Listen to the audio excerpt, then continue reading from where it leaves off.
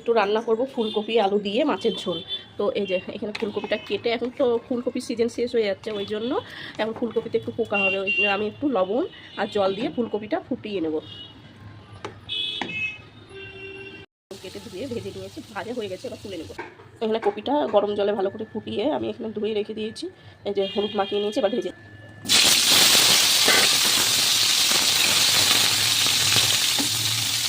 Copy ভাজা হয়ে গেছে, এবার আমি এটা নামিয়ে মাছটাকে ভেজে নেব।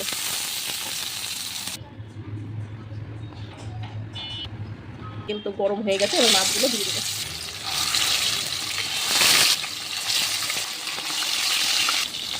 দিয়ে দেবো জিরে, গোটা জিরে, পেঁয়াজ কুচি, ভালো করে ভেজে নেবো পেঁয়াজটা।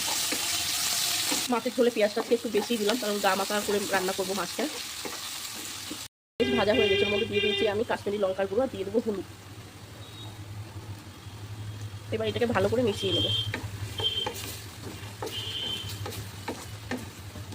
এবার দিয়ে দেবো এখানে বেটে রাখা আদা, রসুন আর টমেটো। মশলাটা যতক্ষণ না তেলটা ছেড়ে আসে ততক্ষণ কষিয়ে নেবো। ভালো করে কষিয়ে নিয়েছি, এবার এর মধ্যে দিয়ে দেবো ফুলকপি আলু ভাজাটা।